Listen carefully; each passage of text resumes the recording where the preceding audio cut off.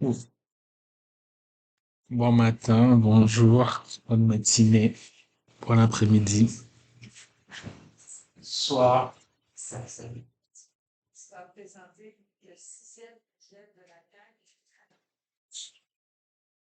Bonsoir, bienvenue dans ce nouveau monologue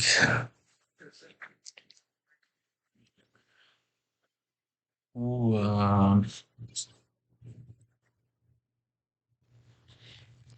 le terme principal, je crois que ça va être,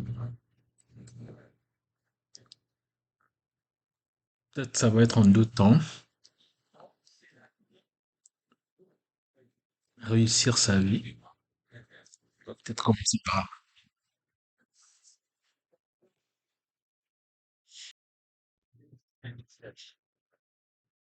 réussir sa vie. Euh,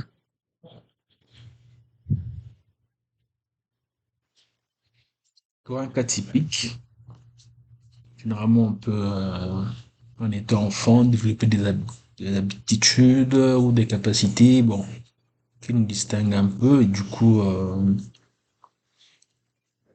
donc on peut être dans un environnement où on les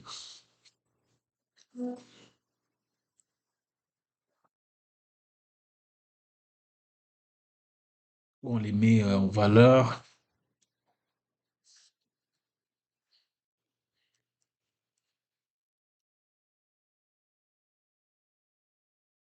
on les met en valeur et qui font que ben ces capacités-là,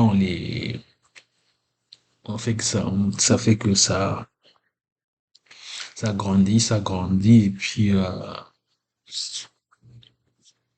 donc on arrive à un âge mature où on peut transformer ça en quelque chose de valeureux. Ça peut produire une valeur ajoutée, soit en termes de valeur financière ou valeur monétaire ou valeur humaine. Et donc on considère que voilà, dans la société, et dans les modèles que cette société-là valorise, ben, on peut se considérer comme quelque chose, quelqu'un qui a réussi à transformer le talent qu'il avait, qui a été détecté et qui a su le maximiser au plus haut. Ça, c'est généralement le cas où et généralement le discours. Et c'est ça qui est toujours intéressant, c'est que le discours de se dire toujours que euh, on avait un talent pour juste essayer de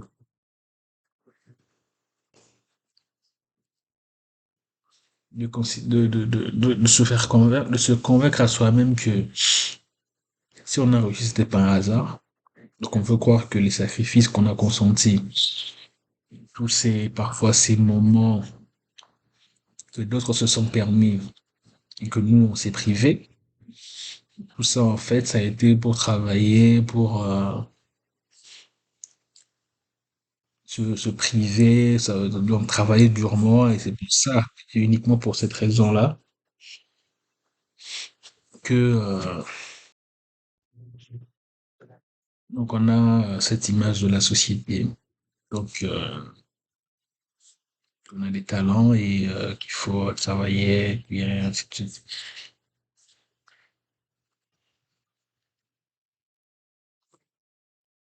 Et cela est quelque chose d'intéressant,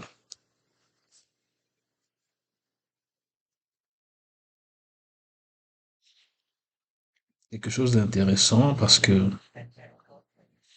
on se demande toujours, mais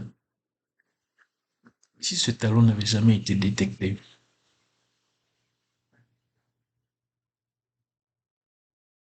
et s'il y avait pas de gens qui avaient même des salons, mais avaient aussi consenti à les développer. Parce qu'il faut détecter le talent, mais il faut aussi le développer. Donc, à développer le talent, pour qu'il soit maximisé, Et puis s'assurer aussi qu'on est dans un environnement où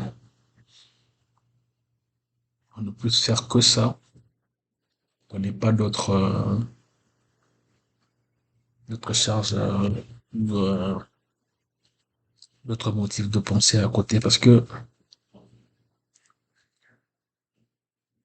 oui, il y a des gens généralement assez égoïstes qui n'ont pas beaucoup connu la vie en tant que telle, qui, euh, qui se permettent de penser ça. Oui, c'est vrai que publiquement, ils diront toujours merci d'avoir fait ceci pour moi, mais en réalité, la seule façon pour eux de rendre ce qui leur est donné, c'est par rapport à ce qu'ils ont reçu. Alors il y a d'autres gens qui, avec un talent, acceptent de ne pas l'utiliser. Juste les gens qui se sacrifient pour que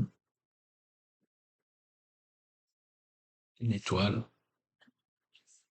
puisse briller davantage. Parce qu'il faut bien se dire hein, que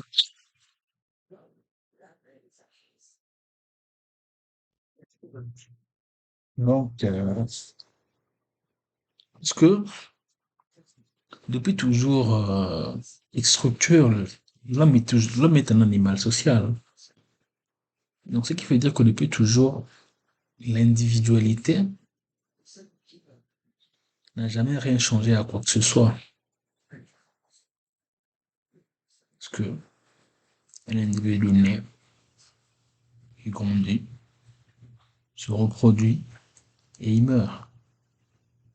Peu importe les qualités, peu importe les talents, peu importe ce qu'on peut être.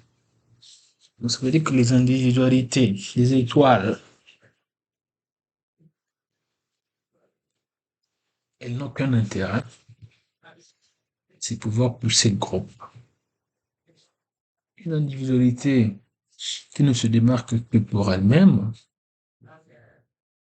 elle ne sert à rien. Et c'est pourquoi la notion de réussite dans sa vie n'a aucun sens. Une vie ne peut être réussie parce qu'il ne s'agit pas d'un test, hein, d'un parcours. Et le parcours doit être le plus enrichissant possible, avec le plus souvent des expériences que soi-même ne souhaitons ni ne demandons.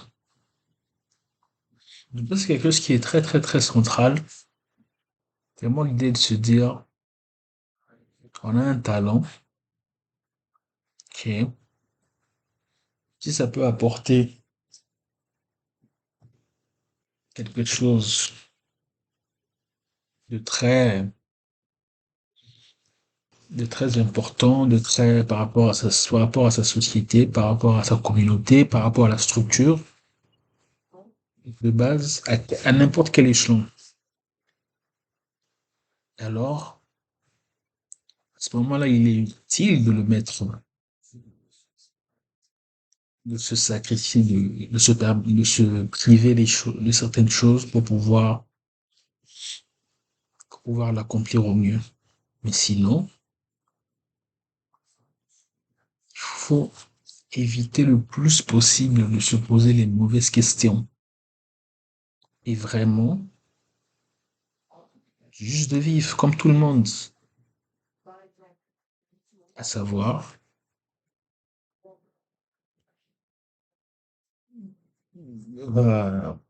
accepter que son corps a des désirs, c'est permettre de ne pas toujours alerte, de ne pas toujours être alerte au moindre test, de vouloir toujours chercher la comparaison avec les autres parce que ce qu'on vit, même si on peut le vivre dans le temps, au même instant, mais dans notre parcours de vie, ça peut avoir une signification différente. Et d'ailleurs, le terme signification, c'est pas un terme qui doit être vraiment associé au parcours de vie. Parce que la vie n'a pas de sens. C'est le parcours qui est le plus important. Donc, c'est vraiment une notion qui est intéressante et peut-être ça, à ce, si j'ai des choses à rajouter plus tard, peut-être que ça me reviendra, mais ça me permet en fait de, de poursuivre avec une discussion que j'ai eue avec un ami, à savoir la particularité d'un peuple. Il n'y a pas besoin de le nommer, c'est un peuple qui ne laisse personne indifférent, soit on l'admire, soit on l'aborde, mais c'est comme ça. Et justement, la particularité de ce peuple-là, c'est que il n'y a jamais eu d'individualité propre, à part le nom même de ceux qui prennent pour l'être suprême. Les trois premiers croyants, donc les générations en génération de père en fils, qui ont manifesté cette croyance en cet être suprême. Et c'est pour cela que même après, quand un personnage s'est présenté comme le fils de cet être suprême, ils ne l'ont même pas accepté. Alors qu'il a donné toutes les preuves possibles pour montrer que il était cet être. Il était cette personne que eux, ils attendaient. Je parle de parce que leur nature de peuple, leur nature de communauté, leur culture, leur civilisation même, n'a pas permis à ce moment-là précis de pouvoir ériger une individualité en un être particulier. Et encore aujourd'hui, ce qu'on remarque, c'est que, certes, il y a des individualités qui, dans leur domaine, y arrivent, mais on en parle toujours en termes de communauté. On ne dit jamais que cet individu était tellement exceptionnel et qu'il sort du lot.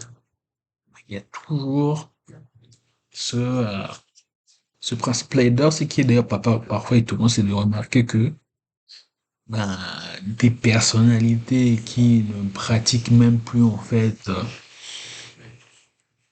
voilà, qui n'ont reçu juste son héritage en fait, l'appartenance à cette structure, mais quand ils veulent genre se, se reproduire, ça c'est même aller un peu loin, mais juste avoir des rapports plus qu'amicaux, ils ne demeurent que de leur communauté, alors qu'ils sont fondus dans des nations diverses, et même dans des couches sociales très très très différentes. Mais ils ont toujours cette volonté, parce que ce réflexe en fait, se dire que voilà, on n'a pas à chercher dehors. Ce que je veux, ce qui me correspond, ce qui peut le trouver dans ma communauté. Et c'est quelque chose qui est très très très parlant et que j'avais justement retenu de cette discussion. Et donc l'idée de se dire ouais, réussir sa vie, avoir telle ou telle mention honorable, être célébré par ses pairs. En fait, qu'est-ce que ça fait au fond? Ça ne fait que flatter un certain ego. Parce que faut bien se dire les choses. La meilleure chose qu'on pourra obtenir. Et c'est pour ça que je vais parfois maintenant entrer dans la troisième partie de ce monologue, c'est que la meilleure des choses qu'on pourra obtenir, genre comme rêve, faut se dire que soit un autre l'a obtenu par la naissance et d'autres parce que ils étaient tellement dans un environnement qui, qui le poussait naturellement à, à prétendre à cette chose, que lui, il n'a pas eu cette impression de vouloir forcer ou de vouloir forcer ou de vouloir, en fait, se priver des choses. C'est ça qui est particulier, en fait. On veut quelque chose, mais quand on regarde ce que ça nous a coûté humainement, personnellement, on se dit, mais par rapport à mes prédécesseurs, par rapport à même aux adversaires dont je vois qu'ils sont en mesure de me succéder, est-ce que vraiment, est-ce que vraiment tout cela a valu la peine? Est-ce que quand je vais regarder en arrière, je me dirais pas, mais j'aurais pu faire ça, j'aurais pu faire ceci, j'aurais pu faire cela, mais je l'ai pas fait parce que j'avais ce qu'on appelle une ambition. Et le terme de l'ambition, c'est quelque chose qui est parfois s'accompagne des biais, c'est que on ne peut pas être plus heureux que là où on est aimé. Peut-être aimer, c'est un terme vague qui n'a pas beaucoup de définition, en fait, qui n'a pas vraiment de substance, mais où on est connu, où les gens savent, sans beaucoup d'efforts, juste par habitude, en fait. Ils savent comment nous sommes. Et donc, quelle est cette volonté de vouloir s'acharner à vouloir genre sortir de ce milieu-là dont on nous connaît et d'aller dans un milieu forcément hostile puisqu'on n'appartient pas au nouveau milieu dans lequel on arrive. Donc on fait l'effort de se faire accepter, l'effort donc de paraître, se dénature carrément pour se faire accepter dans ce milieu-là.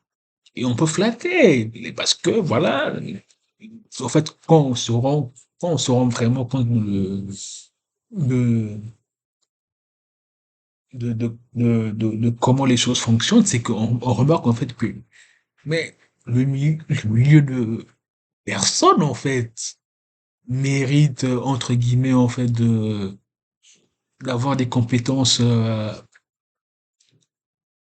supérieures pour intégrer ce milieu. C'est juste ils y ont été pendant une plus longue période en fait, pour comprendre en fait comment il fonctionne le milieu. Et du coup, il est à l'aise dans ce milieu. C'est ça en fait ce qu'il faut retenir, c'est que le, l'habitude est vraiment une seconde nature.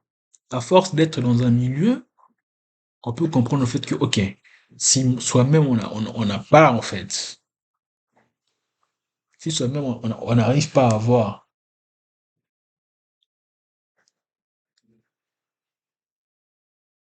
si soi-même on n'arrive pas à voir ce que les autres, voilà, parviennent à faire, parviennent à réaliser parviennent à facilement, mais il y aura toujours un biais. On pourra toujours en fait combler quelque chose, prendre des,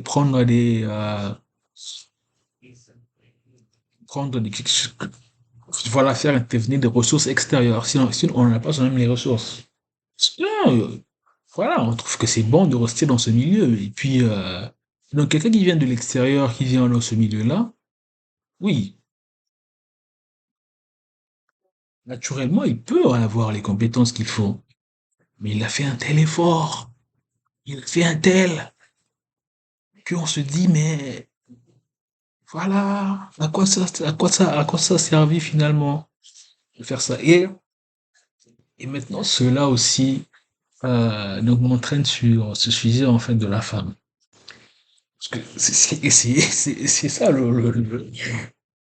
oui, on peut euh, on peut désirer ce qu'on désire le plus, être ceci, être cela, mais bon, ce qu'on désire le plus en tant qu'humain, en tant que c'est voilà, posséder un être. Hein. posséder un être, c'est l'obsession suprême. Et donc, c'est toujours la question de se poser, de se dire, et je ne veux pas du tout que ce monologue tourne autour de ma personne, mais cela doit arriver à tout le monde qui, dans son parcours, dans mon devenir, doit passer par là, voilà. Une femme et vouloir utiliser les attributs, les atouts qu'il a finalement,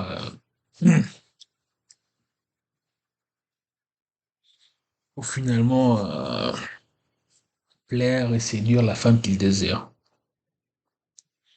Voilà. Pour certains, ça peut être un processus hyper long, alors que pour d'autres, tout d'un coup, alors que la femme, c'est la femme, hein, hein, dans l'esprit de la femme, elle est une femme. Elle ne se considère pas. C'est ça qui est extrêmement étrange et intéressant.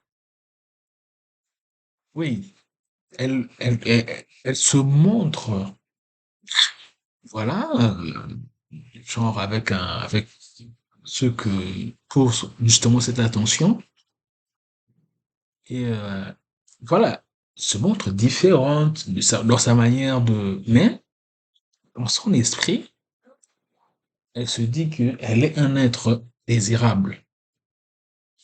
Elle est un être désirable. Et que, donc, il n'y a pas normalement, donc normalement, il n'y a pas à avoir un, à se donner une mission telle, lui accorder une priorité telle que on fait passer tout avant elle. Parce qu'elle est juste un être, se connaissant, elle sait ce qu'elle n'a pas. Parce que tout le monde, elle le sait elle-même. Et celles qui sont autour d'elle-même, parfois même, en fait, s'étonnent de savoir, de voir que c'est elle qui intéresse d'autres hommes, alors que dans leur groupe, elle n'est pas de personne.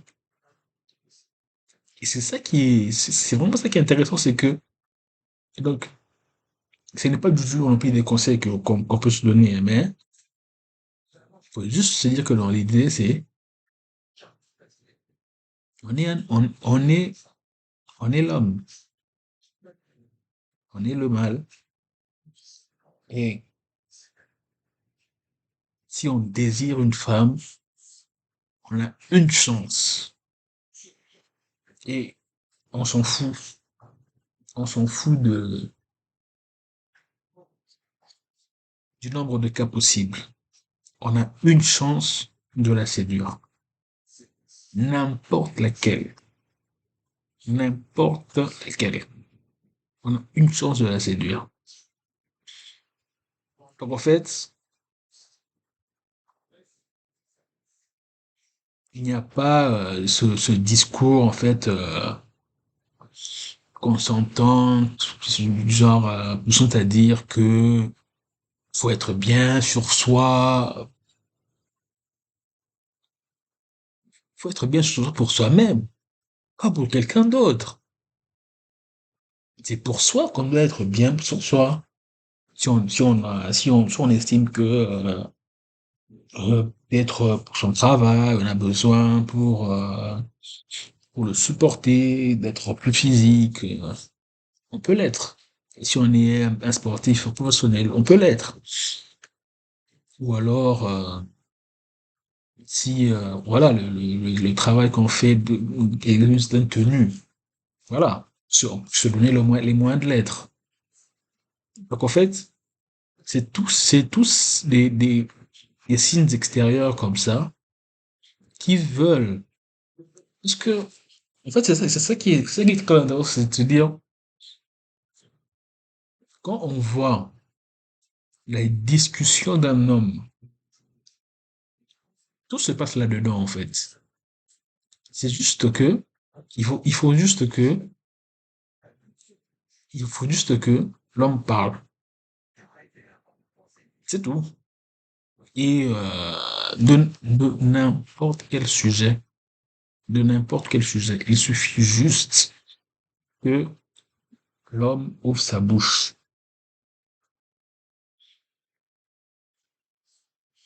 pour que pour que en fait, l'exercice de séduction, en fait, commence. Et quand on est, quand on possède les signes extérieurs qui apportent une forme de confiance inversée ou de confiance presque artificielle, donc voilà, on est là, on peut arriver à, comment on appelle ça? À réveiller. Parce que c'est toujours ça, en fait. Moi, j'ai toujours considéré que il s'agit, en fait, d'un instrument. Bon, ça dépend, peut-être vous voyez voir c'est un instrument de musique ou une machine, comme une espèce de, voilà, une machine à décoder des choses, en fait. Et donc, dépendamment, en fait, de ce qu'on joue, il y a des, il y a des choses qui réagissent. Ah oui, il y a des, voilà, il y a le côté bête, le côté petite jeune fille qui peut se révéler. Il y a le côté plus intellectuel. Et en fait, donc, ces côtés qui peuvent se révéler en fait chez la femme, dépendamment de ce sur quoi on peut partir. Mais, encore une fois, il n'y a pas besoin pour soi, pour un autre, pour autrui, considérer d'abord que en arrivant à un certain stade, c'est à ces moments-là que on franchit des paliers en termes de filles qu'on peut arriver à séduire. Ce n'est pas vrai. Ce n'est pas vrai du tout. Parce que une fille, une femme, qui qu'elle soit, quoi qu'elle fasse, aussi intelligente qu'elle soit, elle se considérera d'abord comme un être désirable. Mhm. Donc en fait, le parallèle que je voulais faire avec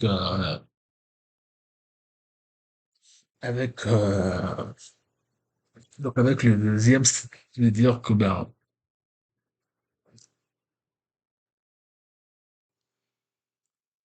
l'idée de se fixer des objectifs de vie, ça peut être un moteur. Pourquoi pas? C'est intéressant d'avoir des moteurs de motivation pour se lever le matin et pour faire ce qui doit être fait.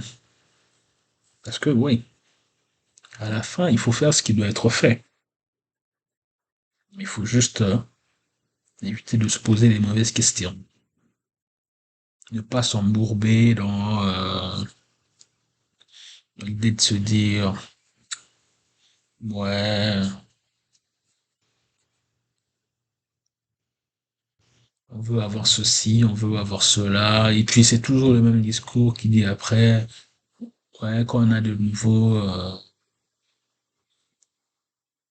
nouveaux besoins, répondre de nouveaux besoins.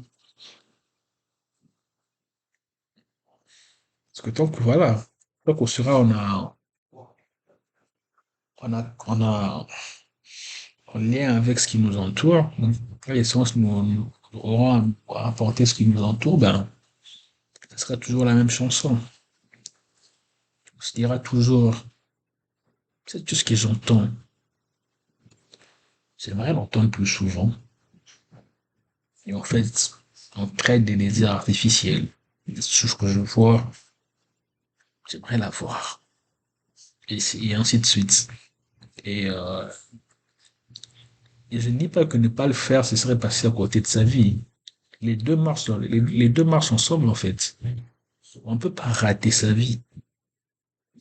Sous prétexte qu'on a fait des mauvais choix quand on était jeune, ou Ça ne,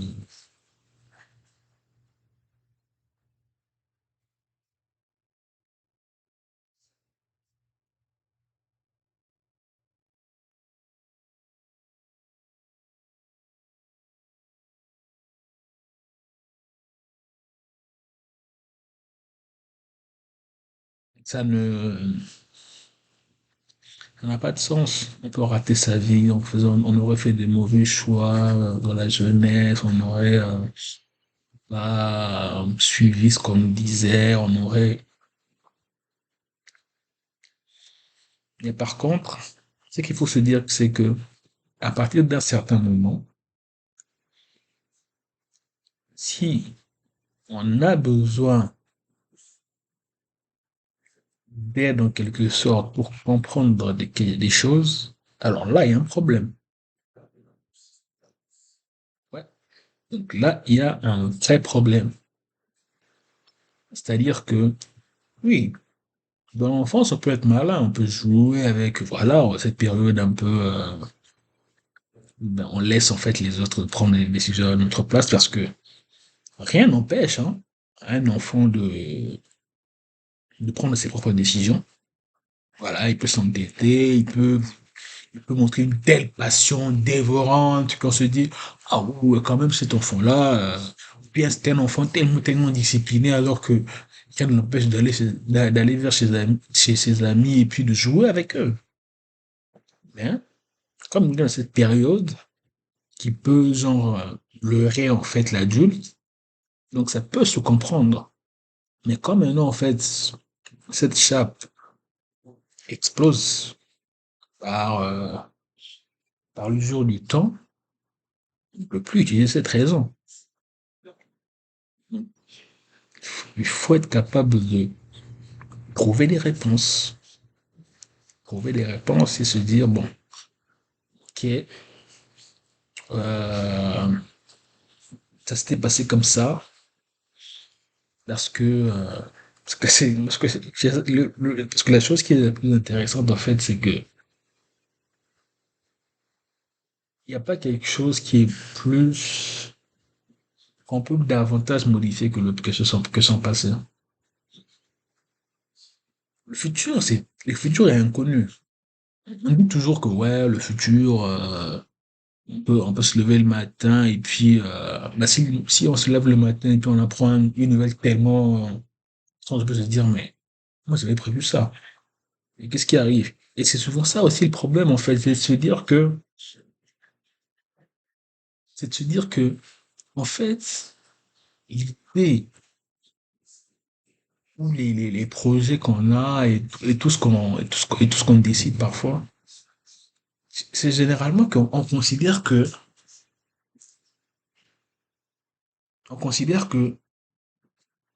demain ou le futur, on prend pour acquis que rien ne va se passer. Ça veut dire que rien de déterminant. Alors que tous les jours s'équivalent, hein. Et c'est ça, tous les jours s'équivalent.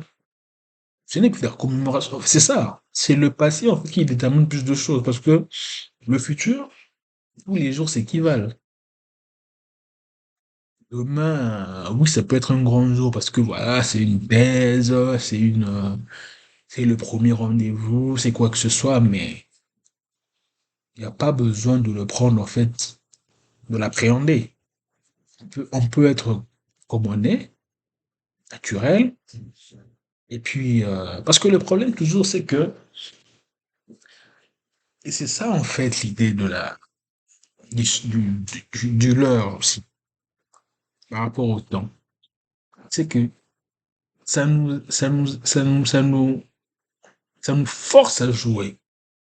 C'est ça en fait. Et c'est ça en fait, je crois que, qui frustre l'être humain.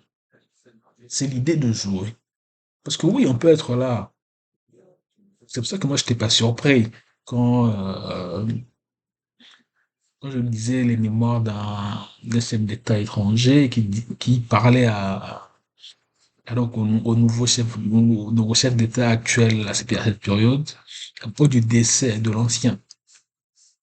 Puis l'autre, il a dit, C'était une belle base d'histoire. C'est exactement ça qu'on doit avoir comme. Mais puisque nous, ce qui nous concerne, c'est le présent.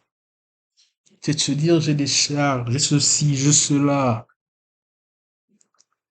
Comment et quand il avait quelque chose de déterminant, et là, donc, le corps peut, oui, le corps peut, voilà, peut le ressentir.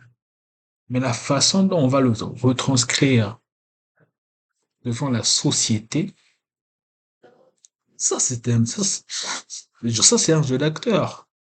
Ça, c'est un jeu d'acteur. Le fait de, voilà, d'appréhender un rendez-vous, de s'habiller de la manière la plus, pour se mettre en vue et voilà, donc de s'apprêter discours qu'on va annoncer ou bien les événements tristes comme voilà, c'est on n'a pas à avoir pour ces moments-là des attitudes typiques. Il faut avancer. C'est toujours ça en fait qui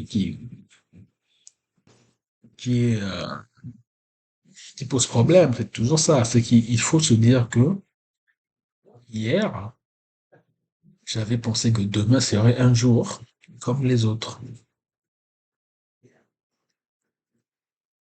Et c'est ça.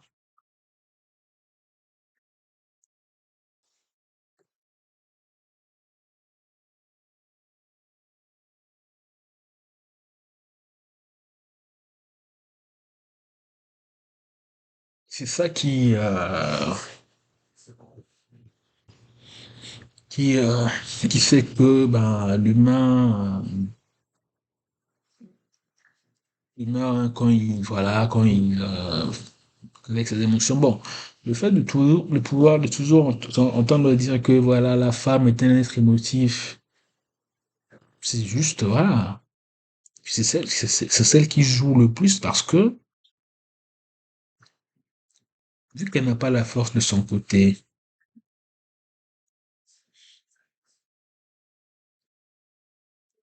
donc, elle doit l'utiliser. Elle doit plus laisser cela paraître ou justement donner à croire que, donner à croire que sans cette force, ben, les choses l'affectent davantage. Ce qui n'est pas vrai. Ce qui n'est pas vrai. C'est le même esprit et c'est la même raison. L'être humain, peu importe son genre, c'est un être cartésien. Il n'est pas d'abord cartésien, non, mais c'est un être cartésien. Oui, c'est-à-dire qu'il agit en fonction de son intérêt. Mais oui, après le discours qui peut venir avec, ça peut être un discours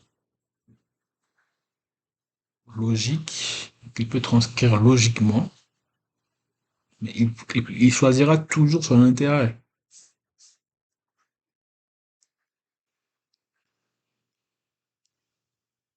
Et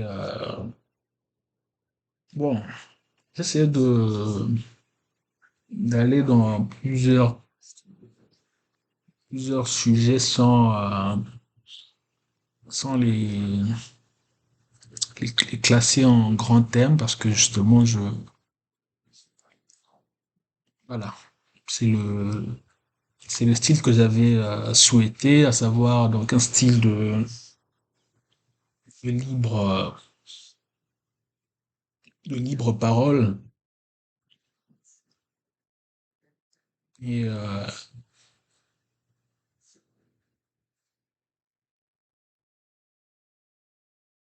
et donc c'est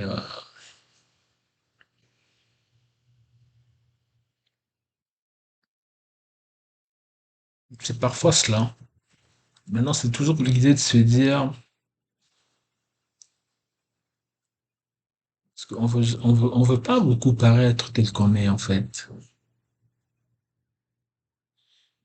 Alors que, et c'est ça l'idée avec, quand on parle du, c'est pour ça que cette discussion, c'est quelque chose qui est intéressante. L'idée de se dire, est-ce qu'on voudrait s'intégrer à une société? Donc, ça veut dire que, est-ce qu'on accepte, hein, après les termes, on peut aller dans les termes, ça veut dire se renier et puis devenir, se fondre complètement. Ça peut, dans les faits, on peut être comme ça, on peut, ouais, ici on peut sortir, parler, c'est ça, se donner les moyens pour parler en fait, de façon à se faire comprendre par les gens qui ont toujours vécu ici, avoir les mêmes habitudes, voilà, s'intéresser à la gastronomie. On peut faire ça, on peut faire cet effort-là.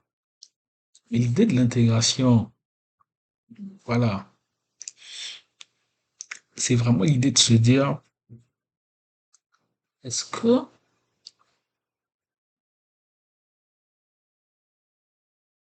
est-ce qu'on accepte, c'est ça, est-ce qu'on accepte l'idée que quand on voit, c'est ça la société en fait, c'est l'ensemble des règles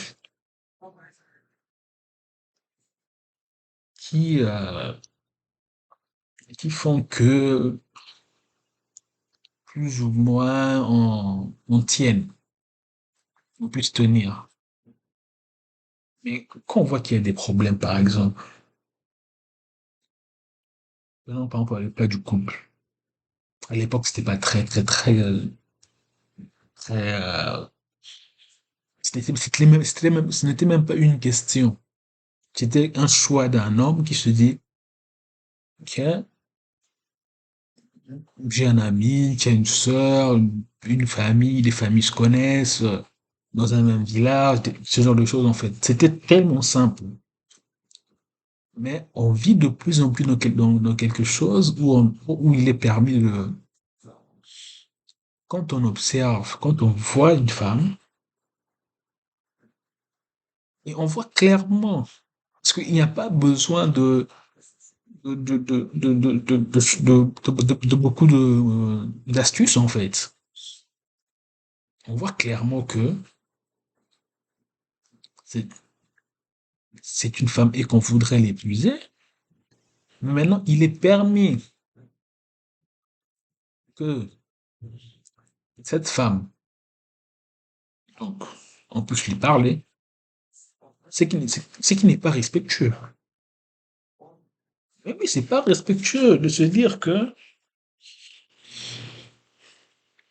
c'est pas respectueux de se dire que j'ai une femme, je lui parle, je sais pas trop de quoi, parle de sa famille, de ce qu'elle aime, de ses expériences passées.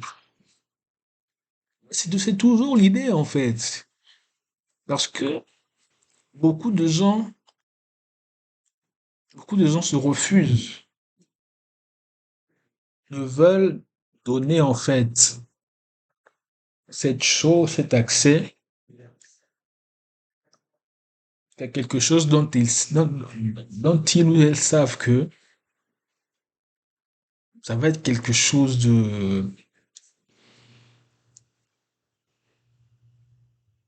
qui ne pourra pas, en fait, se retourner contre eux. Parce que si si on a, comme l'exemple qu'on avait pris, genre un homme qui rencontre une femme, voilà, c'est un homme qui, peut-être, voilà. On prend un cas simple, donc, le cas pas un paysan, mais qui a comme une entreprise familiale, et voilà, c'est lui qui doit en hériter. Donc il a déjà un capital. Donc il peut se permettre de prendre en charge une épouse. Donc il approche l'épouse et puis, Donc, il lui fait cette proposition. Donc, naturellement, à l'époque, à l'époque, c'était naturel. Donc, voilà, on discutait, on trouvait, ah, ok, c'est bien, on peut, les familles se connaissent, et puis donc, ça se passe bien, et puis, ils se marient. Mais, on arrive de quelque chose où, donc, donc, une femme, et d'abord, dans des endroits vraiment spécifiques. Ça veut dire que, alors que moi, un homme arrivé en âge mûr, qu'est-ce que je suis censé faire? Je suis pas dans le tertiaire, hein. Je suis vraiment fils de boucher, par exemple. Et je vais devenir boucher. Qu'est-ce que, qu'est-ce que je fais? Ma vie. Ma vie, elle est simple. Je me lève, voilà, je paie de la viande, voilà, c'est classique, quoi. C'est comme ça, ma journée. Donc, c'est pendant ces moments-là que je peux rencontrer une femme, je me dis, mais vraiment, je vous apprécie, est-ce que vous aimeriez prendre un verre avec moi un jour? De la manière la plus naturelle et la plus simple. Mais aujourd'hui, quelque chose comme ça, ce n'est plus permis. Ce n'est plus du tout permis d'aborder une femme dans ce sens-là. Donc la femme a la liberté, c'est d'abord la première chose, de se vêtir comme elle le souhaite, et se vêtir comme elle le souhaite, hein. Donc, elle est là, une vitrine, qui souhaite être désirée par le plus de monde, retenir l'attention du plus grand nombre, et donc, et qui, comme ça, par un jeu, va dire oui, non, oui, non, oui, non, oui, non, oui, non. Et c'est pas un seul qui dit oui. Elle dit oui, peut-être à quelques-uns, et puis il y a comme une espèce de véritable jeu qui s'installe. Et là, c'est le cas de la rue. Donc là où des gens occupés leur activité, euh, font leur activité.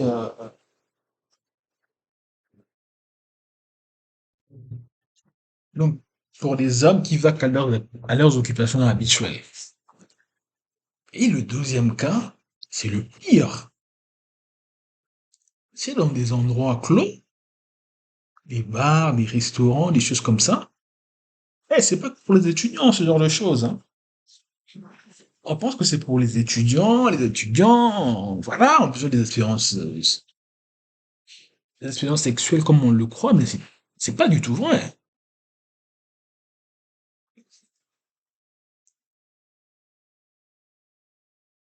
Parce qu'on a toujours les deux. Et c'est toujours la classe moyenne qui pose problème. Toujours elle.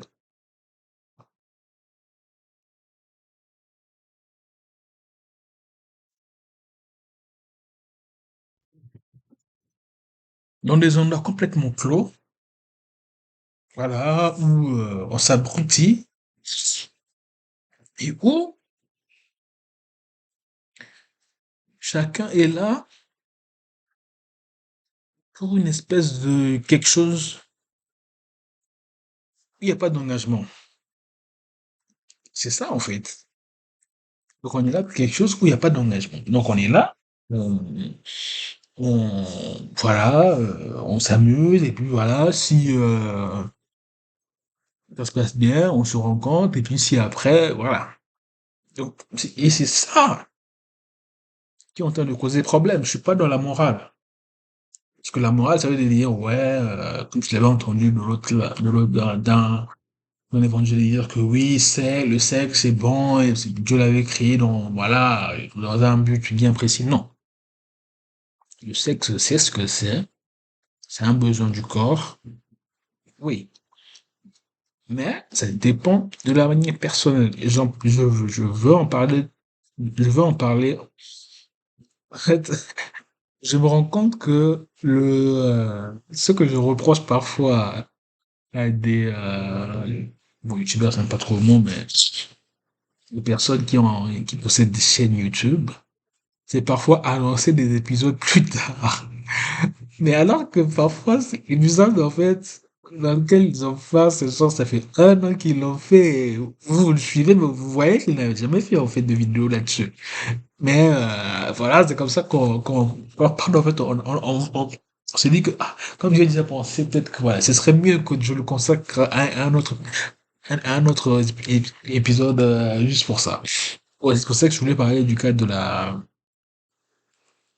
euh, pas le concept de sexualité parce que ça veut pas dire grand chose, mais dans l'idée de se dire que c'est un besoin du corps, mais comme on n'a pas encore compris et on est beaucoup basé sur les théories de Mendel, ils sont une assez bonne explication, mais je crois qu'elle nécessite d'être complétée. Donc ça, c'est juste ma pensée, hein. Je crois qu'elle mérite d'être complétée parce que il y a des choses qu'on ne comprend pas tout à fait. Et c'est pour ça que, donc, je pense que s'engager dans des voies où on, on a une activité sexuelle.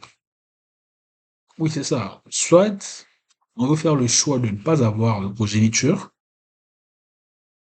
et donc on considère ça purement comme une activité sexuelle, comme un désir comme un autre. Donc, y a pas, non, il n'y a pas de, y a pas de limite à avoir. On peut vraiment avoir une activité sexuelle.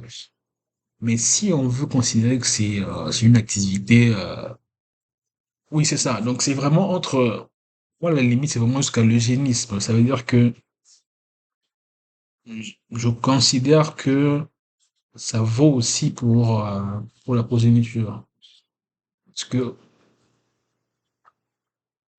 parce que quand il y a pas une certaine planification, parce qu'il faut bien expliquer en fait comment ça se peut, comment il peut se faire que un père qui soit, qui ait soit un esprit supérieur, produisent une progéniture moyenne, alors que ce sont ces gènes qui sont voilà, en équité avec ceux de sa femme. C'est pas très cohérent, ça. On parle pas d'intelligence. L'intelligence, c'est par rapport à l'environnement. Maintenant. Comment maintenant, cet être-là, genre, en fait, voilà, comment voilà, ces gènes, comment il les développe en fait dans le cadre de l'environnement qui est voilà parfois un environnement de familles nombreuses ou ça ce serait quelque chose de plus intéressant ou des enfants qui sont pas très nombreux dont les parents sont d'intelligence moyenne on va dire mais qui sont tout d'un coup des surdoués donc il y a des donc ça mènerait à l'eugénisme donc ça veut dire que donc qu'est-ce qu'il faudrait qu'une femme fasse pour pouvoir donc pour que ces ovules en fait puissent c'est ça extirper tout ce qu'il y a de meilleur dans les spermatozoïdes en fait. Voilà, c'est vraiment une vraie réflexion à avoir. Je pense que voilà, c'est quelque chose qui a le mérite d'être complété parce que c'est un sujet assez vague de je pense c'est juste que voilà par exemple les stérilités longues ou voilà, les familles essaient et puis après une dizaine d'années, elle arrive à avoir des enfants. C'est des choses.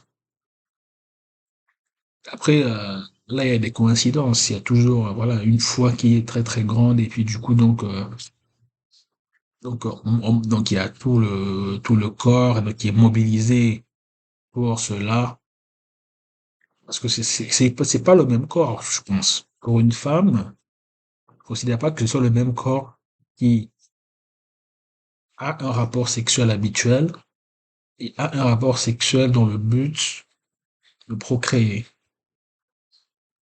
Le corps d'une femme, je ne conçois pas qu'il se comporte de la même manière. Et donc, dans ce cadre-là, la sexualité, donc, mais c'est dans quelque chose comme ça, c'est dans quelque chose comme ça que l'on vit en ce moment.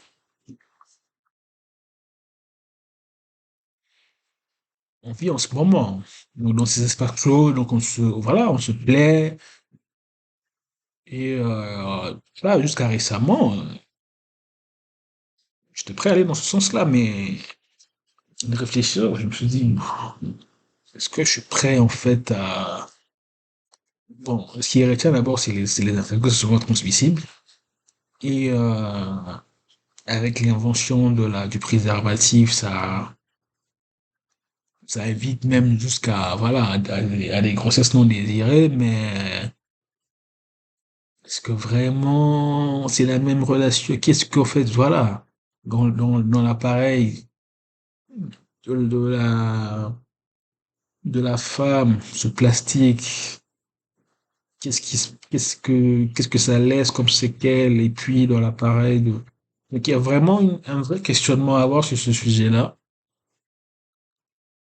qui est, et donc c'est cela en fait ce qui se passe aujourd'hui. Au niveau de l'intégration, donc on peut plus aujourd'hui.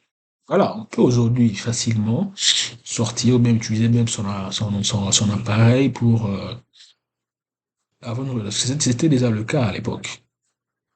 Et là, c'était voilà, c'était des cas de des gens qui voilà, des militaires, ou des hommes politiques ou des métiers, des professions libérales, des gens comme ça qui étaient déjà en fait dans.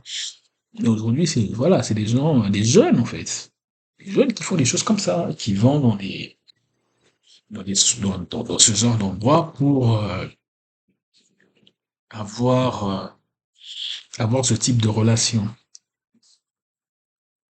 Et donc, et puis qui construisent en fait un rebours jusqu'à avoir jusqu'à peut-être si ça devient probable à, à arriver au mariage. Donc, est-ce que maintenant on intègre ça si on est une culture, si on est une religion? Alors, c'est ça le problème. On peut être une culture qui ne l'intègre pas, mais qui ne veut pas l'imposer aux autres. C'est le cas d'une culture qui a toujours été en fait comme ça par son histoire, ou une culture qui souhaite en fait l'imposer. Et c'est ça aussi le problème. Ouais, c'est ça aussi le problème. Donc, est-ce que maintenant on se dit que on ne souhaite pas que, donc en fait on coupe en fait, on retranche de cette culture la partie de l'imposition, donc on se dit, si c'est votre culture, vous pouvez l'exprimer, mais voilà, que ça se passe entre vous. Mais nous, comme société, on a choisi cela. Mais en fait, ces gens-là, à quoi ils sont intégrés? À quoi ils sont intégrés? Oui, parce qu'il faut bien se rendre compte pas du sens, mais du modèle de société qu'on a. Ça n'a guère plus de sens. Ça n'a guère plus de sens parce que c'est l'inverse, en fait. Donc, mais c'est ça qui est terrible, c'est que, donc, donc, il y a maintenant des hommes que on appelait des, On appelait j'entendais voilà, un créateur d'une chaîne YouTube qui appelait les chiens. Il y a des hommes qui sont devenus des chiens, des sous-hommes. Oui, qui se mettent en bas, en fait. En bas des femmes et qui salivent à l'idée de, voilà, de voir leur machin, leur verge, genre, voilà, introduire l'appareil de la femme. Et c'est ça leur, euh, leur drogue. Ils sont dans ça. Ça, c'est à refaire parce que c'est, en fait,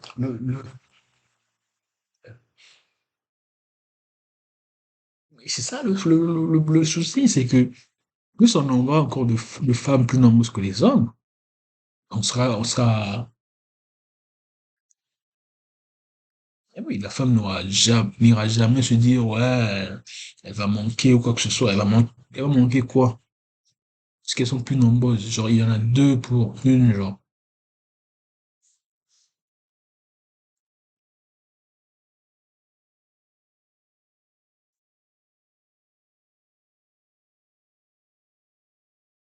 Elle sait que si elle donne cela à un homme, que cet homme-là, alors, il restera dans cet état-là. Mhm. Alors que la femme, c'est l'être qui est désirable. Mhm. Et, euh, et c'est d'ici que ça arrête ce qu'on arrive.